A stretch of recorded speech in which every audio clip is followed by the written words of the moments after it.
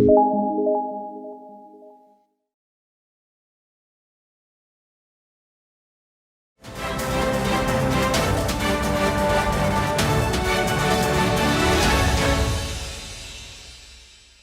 cordial saludo a toda la audiencia de Enfoques 1A, el programa de los líderes de opinión del departamento de Risaralda.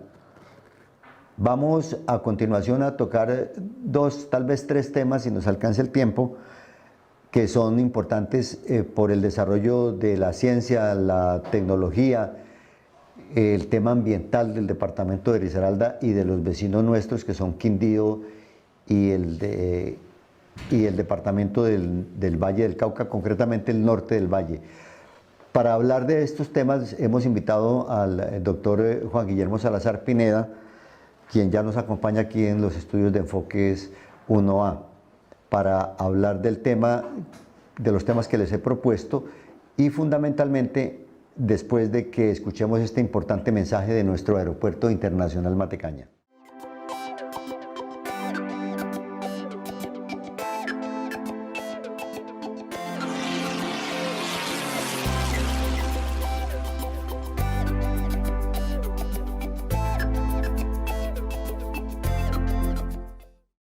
Bienvenido, doctor Juan Guillermo Salazar, a Enfoques 1A.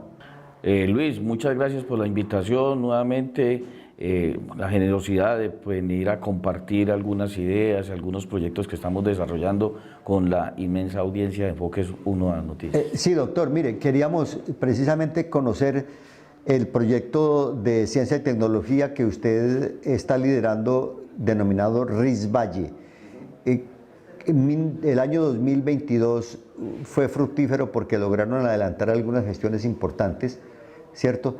Y queremos también saber qué proyectos tiene para el 2023. Si vamos por partes, ¿cómo le fue en el 2022? Porque ya este año prácticamente se acabó. Bueno, a ver, sí, creo que el balance es satisfactorio. Es necesario recordar pues que esto es la corporación como tal ha venido funcionando con un equipo de personas que de manera voluntaria hemos venido aportando nuestros conocimientos, nuestra experiencia. Digamos, hemos rescatado el civismo, como se dice, en estructurar propuestas. Entonces, desde la corporación formulamos el año pasado un proyecto de un parque científico y tecnológico, digámosle que esa es una visión que siempre hemos tenido, y mediante el cual se pretende hacer transferencia de conocimiento al aparato productivo de la región para generar riqueza con equidad. Entonces, ese proyecto fue presentado a regalías en una alianza con el Centro de Productividad y Competitividad del Oriente, y en marzo 31 pues, nos fuimos seleccionados y priorizados por el local de ciencia y tecnología. Y ya hace poco se empezó la ejecución de ese proyecto, que tiene unos componentes muy interesantes. El primero, y es que ya se está empezando la contratación del Observatorio de Ciencia y Tecnología para que haga un análisis de las brechas de conocimiento. ¿En qué consiste eso? Es coger unos sectores priorizados en el Plan Regional de Competitividad y a partir de esos hacer qué es lo que necesita el aparato productivo o los empresarios que están asociados a ese sector y cuál es la oferta de conocimiento que tenemos por este otro lado. Entonces, obviamente eso va a generar que esa brecha es grande. Todo el mundo dice que es que las universidades están descontextualizadas de la realidad.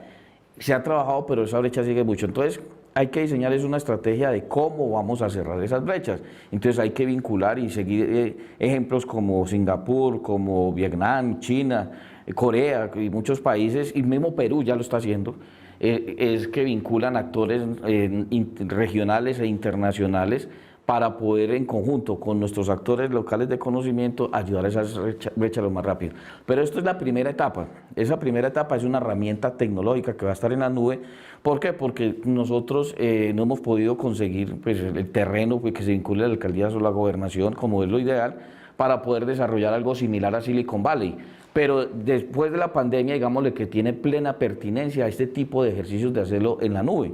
Y esa es una gran apuesta y a eso nos vamos a dedicar. O sea, a falta de espacio de territorio, ¿están pensando en desarrollar el proyecto virtualmente? Virtualmente, sí. Inclusive la Asociación Internacional de Parques Tecnológicos nos decían que ellos no tienen una experiencia similar a nivel global. que no conocen porque pues obviamente todos es un desarrollo inmobiliario grande. Digamos, en China se trabajan 100 kilómetros cuadrados, el último parque que están desarrollando.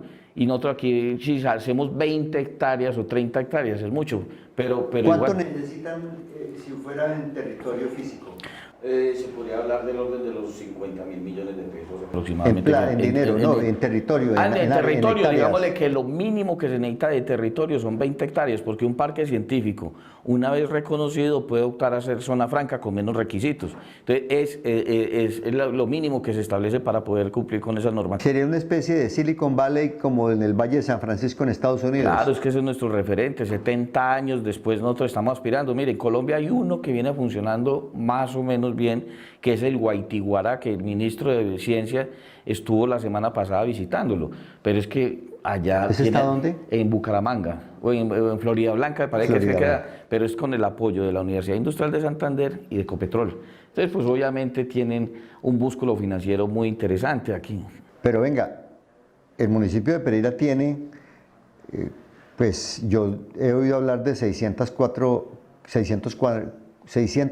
kilómetros de territorio, de los cuales apenas hay como 50 o 60 kilómetros de zona urbana. Y en todo ese territorio no hay un terreno pues para montar un Silicon Valley aquí en Pereira. Pues yo estuve hablando con el alcalde y 2 oportunidades y me dijo que no tenía disposición, porque estuvo mirando inclusive el parque, el terreno que hay al lado, donde va a quedar la clínica de 4º nivel. Sí. Pero pues, digámosle que no en daría. Cerritos. En Cerritos. Pero de todos modos yo creo que con el ejercicio que vamos a hacer nos da tiempo de ir avanzando, porque esto también puede ser un desarrollo de privados. Existen a nivel, digamos, esta semana voy a tener una reunión virtual la tecnología con es un personas, gran negocio, con claro. personas que vienen trabajando esto. Es que eso es una industria, es la Sí, industria sí, de la ciencia. sí, por Digámosle supuesto. que a nivel mundial, sobre todo en Europa, Estados Unidos, tiene gran desarrollo. Nosotros no hemos mirado eso. Es que nosotros estamos llenos de experiencias fallidas. Acuérdese que aquí hubo un montón de centros de desarrollo tecnológico, centros de desarrollo productivo, inclusive hasta un estudio de viabilidad de un parque tecnológico en el año 2003 contratado por el área metropolitana, que se demoraron un año entregando los estudios, que fue la Universidad Industrial de Santander y que infortunadamente terminó. No, y el esfuerzo de la gobernación de Roberto Galvez en el año 90 Ah, claro. sobre Risaralda, Departamento Tecnológico de Colombia, también. Digámosle que eso fue un esfuerzo valiosísimo, eso fue algo que marcó una senda al departamento, pero como han sucedido muchas cosas acá, No tienen no hay continuidad. continuidad en el tiempo. Y después venimos Los gobiernos no le dan continuidad al del gobernador o al del alcalde anterior, porque es que eso era el otro alcalde, lo mío es esto. Exacto. Como decían las guerrillas en una época, lo mío es mío, lo tuyo lo discutimos. Sí, es así. Y mire que, pues, infortunadamente la semana pasada se nos fue Carlos Arturo Caro, que persona que también muy inquieta en estos temas, que estuvo apostándole a la sociedad de conocimiento, que inclusive en el municipio de Pereira se destinaron recursos mediante acuerdo municipal para Pereira Innovadora, me parece que era Pereira la estrategia. Innova. Pereira Innova. Durante 8 años se generaron recursos, ya no hubo continuidad en eso. Ya no, Entonces, ni al círculo virtuoso. ni al círculo virtuoso. La sociedad del movimiento está ahí caminando, gateando, diría yo. Entonces, mire que son esfuerzos. Se ligados- marchitan. Sí. Se van marchitando porque los gobernantes no le dan continuidad. Esa es como la gran conclusión. Sí. La gran conclusión es que estamos llenos de estudios, de diagnósticos, de ejercicios de planeación prospectiva y todo eso, porque lo más importante es el contrato del estudio, digámosle, no tanto los impactos. Y es probable que si usted se encamina por el área del sector privado, utilizando la tecnología como una gran industria que lo es, tenga mejor éxito. Estamos en eso, explorando opciones, porque cuando yo he tocado, hemos tocado diferentes puertas y infortunadamente no hemos tenido el eco. Entonces, pues eso también. En una reunión de parques a nivel latinoamericano que fui invitado por la Asociación Internacional, vi el ejemplo de Brasil, que digamos le tiene unos grandes avances. Y entonces, bueno, pues vamos a mirar esa otra opción, si no podemos. Inversionistas internacionales. También. Es que yo me reúno con unas personas que ¿Lo han considerado? que están impulsando unas cosas muy novedosas en otros países. Pues si usted logra eso, se lo advierto de una vez, Cuando lleguen esos inversionistas internacionales, lo primero que van a decir es que ¿por qué no nos tuvieron en cuenta a nosotros? Ajá, sí. Pasó, ¿sabe con qué? Con la licitación del Aeropuerto Internacional Matecaña. Yo nunca olvido esa anécdota, nunca la olvido. Y yo asesoré al Aeropuerto Matecaña en el 2013 cuando estaban en el proceso de selección de qué se va a hacer y estamos en la socialización del proyecto del Aeropuerto Internacional Matecaña que tenemos hoy. Y recuerdo que Lucas Osa, Luis Fernando Osa, el hombre fuerte de gerenciar, se levantó en una mesa de empresarios y de gremios que hubo en la alcaldía, en el despacho de la sala de juntas de la alcaldía, y dijo, hagamos una bolsa de empresarios y participemos para que haya una especie de consorcio que nos tengan en cuenta los inversionistas de Pereira. Y ninguno levantó la mano. Se quedó solo. Yo le cuento otra anécdota. Se quedó solo. Autopistas del café. Resulta que la primera licitación de autopistas del café quedó desierta. Y en ese entonces el ministro, yo era contralor, llamó al gobernador que si había forma de que aquí se juntaran y presentaran una propuesta. No se pudo. No. Y entonces después llegó otra empresa y ahí sí todo el mundo chilló, porque aquí somos buenos. Cuando uno da ideas se atraviesan, pero cuando quieren, cuando salen adelante ya comienzan. Y hay que decirlo, si sirve de correctivo, si sirve de llamado de atención, pónganlo como quiera. Pero el empresariado nuestro se convirtió en un empresariado, es lastimosamente decirlo, no todos, pero sí la mayoría, en un empresariado que no arriesga la inversión, que no le apunta a los negocios de futuro. Ellos prefieren decir, ¿sabe qué, Juan Guillermo? Arranque usted y yo miro en el camino a ver cómo va la cosa y después yo miro a ver si me junto, si me pego. Esa es una de las condiciones que tiene Silicon Valley para haberse potenciado de esa manera, y es que la industria de capital de riesgo es muy fuerte. Allá compran esas ideas, allá no compran aquí activos. No tenemos capital de riesgo ni voluntad para el riesgo. No, no tenemos eso. ¿Sabe qué? Como dice Pelota de Letras, dejemos eso así.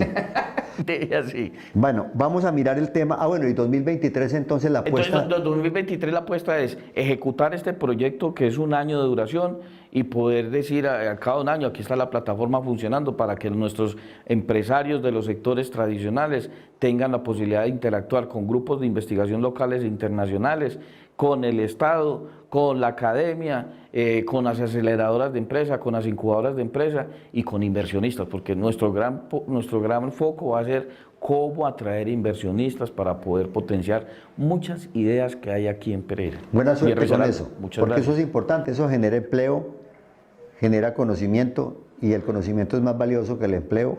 Claro, es que mire, hay que generar riqueza, es agregarle valor a nuestros dotaciones naturales. Sí. Suerte con eso. Muchas gracias. Lo vi en la reunión, en la convocatoria que hizo el Gobierno Nacional en Pereira hace ya pocos días, de los diálogos regionales vinculantes, muy entretenido, dialogando con la doctora Carolina Díaz, que es una alta funcionaria del Departamento de Planeación Nacional, sobre el tema de Risvalle. Alcancé a escucharle algo ahí imprudentemente. ¿De qué hablaron ustedes dos en ese tenor?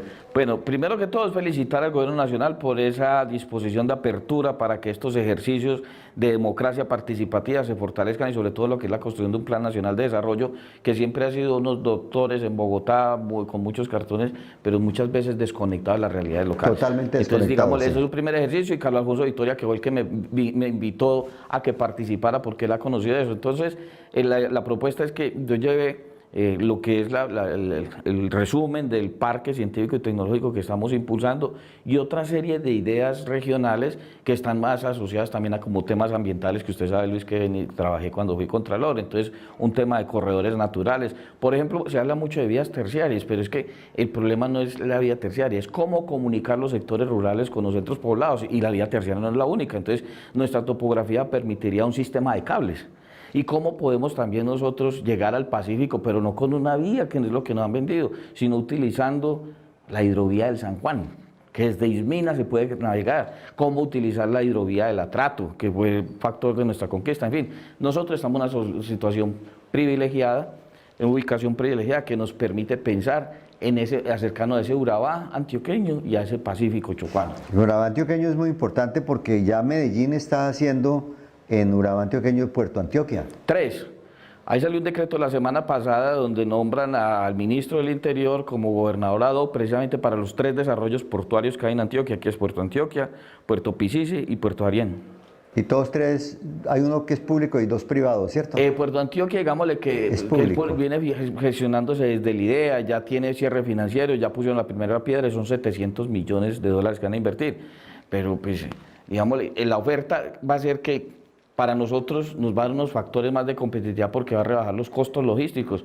Hoy en día hay que llevar la carga para salir al Atlántico a Cartagena y son 950 kilómetros y vamos a quedar a 480 Urabá.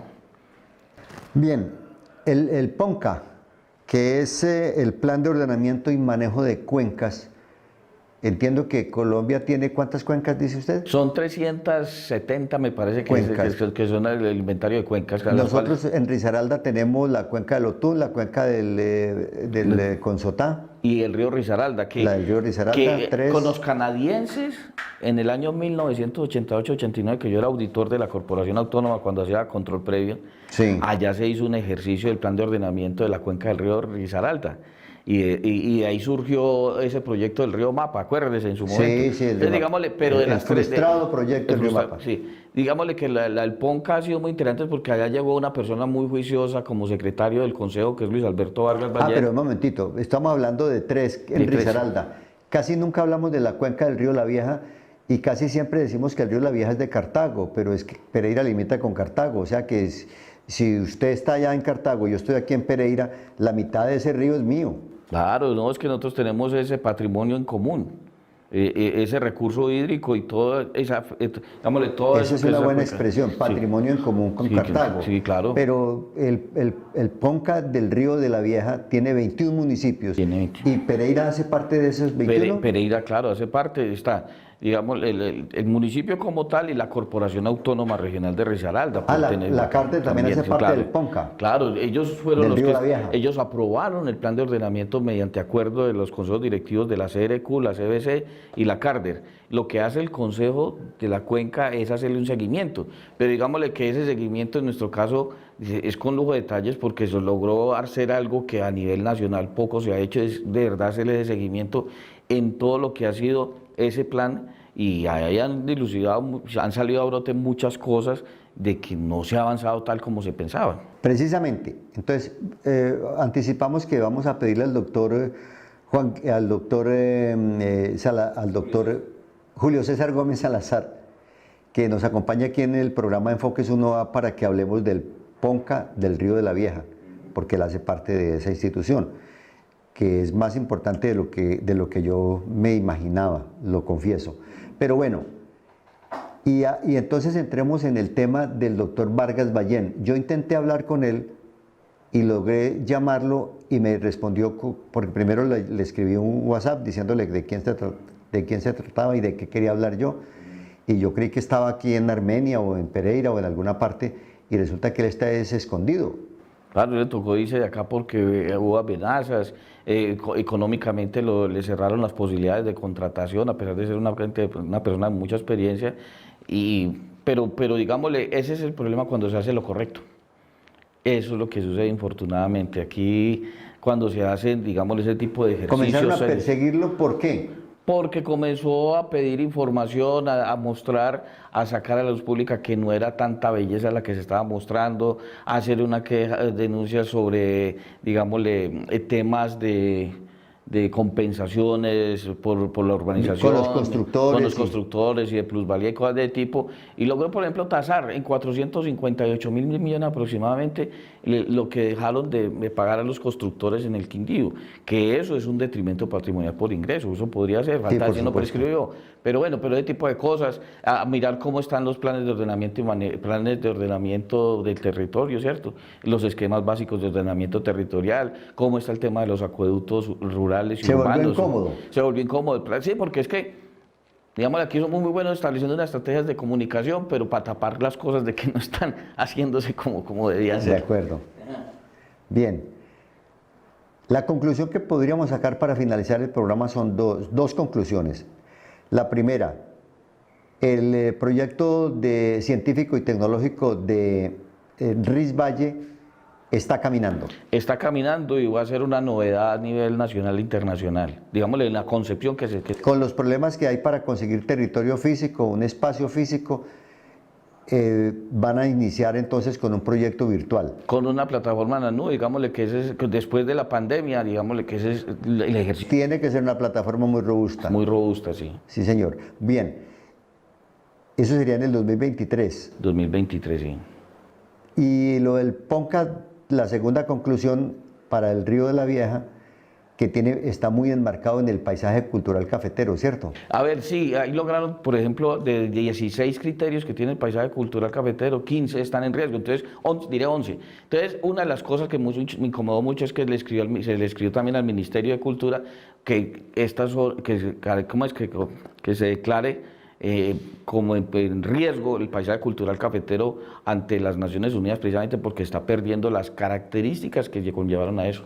¿Solamente en riesgo solamente en la zona del norte del Valle y Risaralda o en todo el territorio? Todo el territorio, todo lo que todo el eje cafetero. Todo lo que conforma ¿Declarar en riesgo el paisaje cultural cafetero? Sí, en riesgo de pérdida.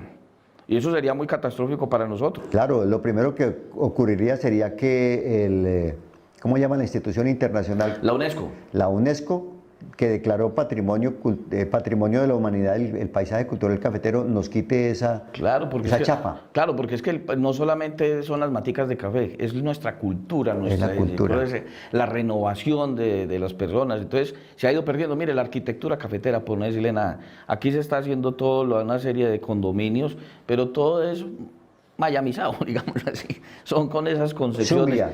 Entonces, Es el paisaje cultural de la Zumbia. Y nosotros no hemos utilizado nuestra arquitectura colonial que nos identifica, rescatar la utilización del aguado y materiales naturales, ¿no? Cuando usted viaja en Alemania por el río Danubio, ¿sí? No solamente ve las aguas azules en una determinada época del año, sino toda la cultura alemana del prototipo de la vivienda, la forma...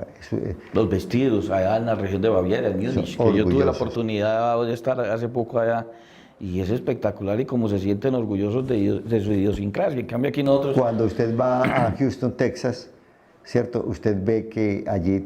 las botas tejanas, el sombrero tejano. La cultura. Sí.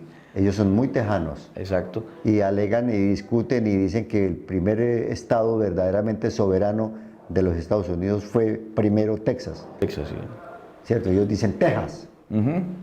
Entonces, mire Luis, digo, ahora que estamos sobre el tema de la cuenca, es una gran reflexión y es que nosotros tenemos que proteger esas cuencas y unos drenajes naturales que tenemos en nuestras ciudades.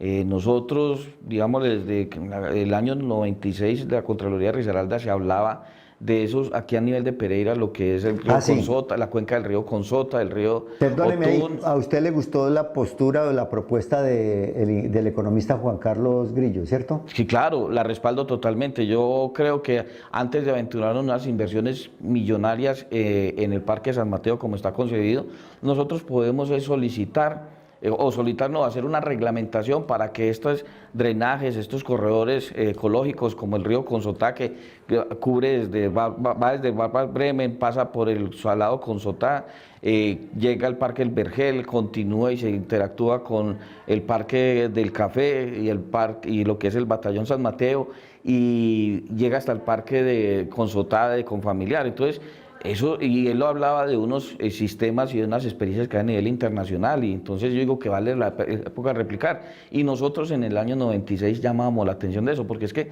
en esa época... Cuando usted fue Contralor, en el año 96, cuando usted hizo esa propuesta. Claro, es que... Es un informe ambiental. Es el informe que constitucionalmente le toca a las Contralorías, que hoy no lo están cumpliendo casi la mayoría, y en el cual pues se miraba todos los aspectos bióticos, físicos y ecosistemas del departamento de Risaralda. Entonces ahí surgió como la cuenca del río Consota o ese corredor estaba siendo presionado por constructores legales e ilegales. Sí. Entonces yo digo, ahí es, porque es que la topografía nuestra de la zona cafetera en general es como la mano de Dios extendida, donde en las crestas están las ciudades y en las hondonadas están las cuencas. Entonces nosotros podemos proteger y hacer algo muy hermoso con esos corredores naturales. Y es desde esa época, pero infortunadamente no se toma. Esa es la verdadera mano de Dios. Pues claro, porque es biodiversidad, es vida. Sí, porque si no tuvieran estos vacíos, la mano sería una sola unidad. Sí. Y no tendría la capacidad prensil, ¿cierto? Igual a como la tenemos con los 5 dedos, poder hacer así, poder hacer así. Y eso es la característica de casi todas estas ciudades. Digamos, las Manizales, Pereira y Armenia tienen esas características. Sí. Entonces, el mundo de las cuencas no es un muñón. No. Es una diversidad, ¿cierto? Claro, es una mano. Y entonces eso nos permitiría tener bosques urbanos con especies nativas. Y lo que se necesita es establecer una reglamentación de protección en los planes de ordenamiento. En Pereira tenemos una buena cantidad de bosques urbanos, en general bien protegidos, además guaduales hermosos. Sí, sí. Cuando uno va a Europa y regresa se da cuenta que uno tiene acá cosas que ellos envidian. Los guaduales, por ejemplo, allá no hay guaduales. Bosques como los nuestros no los hay. Difícilmente los encuentra. ¿Oíste? Esos terrenos de arriba del Mirolindo, de ahí no, son casi 400 hectáreas, hermano. De ahí no pueden sacar 20 hectáreas para... ¿No hablaste con el gobernador? Pues sí, yo le planteé al gobernador también esa idea y es que, pues, a ver si de Claro pronto... que eso es del Ministerio de la Defensa. Claro, entonces mire, una de las cosas es que hasta qué punto podemos seguir insistiendo en el traslado al batallón. Yo pensaría, lo haría. Y digámosle, la idea Eso es no que... se va a dar. No, yo creo que, mire, el batallón en alguna época alquilaban sus tierras para cultivos de guado y de café a particulares. Y lo que se puede hacer es para ir avanzando en ese bosque urbano, es hacer un convenio con el Ministerio de Defensa para reforestar con especies nativas los terrenos del batallón.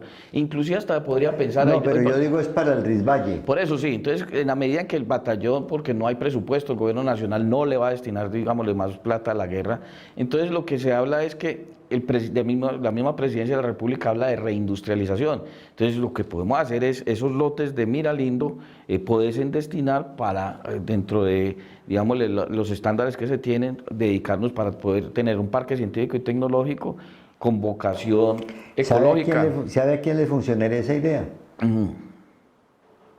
A la alcaldía de la Virginia. A la alcaldía de la Virginia, claro. Y dígale Villada, camina y métale política a eso ahorita en campaña. Pues mire, yo le voy a contar una anécdota. Yo escribí a la presidencia de la República con esa idea y eso lo remitieron aquí a la gobernación, a la Secretaría de Gobierno. No hubo trámite, pero sin embargo volví a plantearlo. ¿Pero cuándo lo hizo? ¿En el gobierno anterior? No, en este. ¿En este gobierno? En este gobierno. Pero en el diálogo regional esa es una de las propuestas y es precisamente que el batallón San Mateo pues reorientarlo hacia protección de la biodiversidad como hicieron con el de Sumapaz. Sí, hemos hablado entonces de muchas cosas con el doctor Juan Guillermo Salazar Pineda, el tema de Risvalle, el parque de tecnología y parque científico y de tecnología. También hemos hablado del río de la Vieja, que es parte integral también del patrimonio conjunto con el norte del valle y Risaralda, y el tema del paisaje cultural cafetero que está en riesgo y, como lo acabamos de escuchar, está bajo amenaza de que se pierda esa distinción que le ha hecho al país y a esta región del eje cafetero la UNESCO como patrimonio cultural de la humanidad, y eso lo podríamos perder. Nos quedan entonces muchas tareas pendientes para el próximo año, tareas importantes, doctor Juan Guillermo. Sí, yo creo que, vea, digamos, lo más importante es hacer la consolidación de esta propuesta del Parque Científico y Tecnológico, sí, ya con unos recursos para esa plataforma virtual, digámosle que eso va a generar impacto nacional e internacional. Y van a comenzar. Y van a comenzar. Lo que es el PONCA, hay una ruta y hay que estar muy pendiente en el Plan Nacional de Desarrollo, que va a tener un eje asociado directamente al recurso hídrico, donde ya tenemos un diagnóstico. Digámosle que hay señales de alerta, pero ya hay un diagnóstico, que eso es muy importante, y es a partir de ese seguimiento que se le hizo al PONCA, en donde hay una serie de actores involucrados del orden nacional, departamental y municipal. Y con eso, pues ya avanzar y que nuestra clase parlamentaria pues se ponga la tarea de mirar cómo es que vamos a establecer ese norte para proteger esa gran cuenca que es vida. De acuerdo. Sí. Él es Juan Guillermo Salazar Pineda, el líder del proyecto de Risvalle, Parque Científico y Tecnológico, quien nos acompañó hoy en este programa en Enfoques 1A, el programa de los líderes de opinión de Pereira y Risaralda. Hasta una próxima oportunidad a nuestra querida audiencia.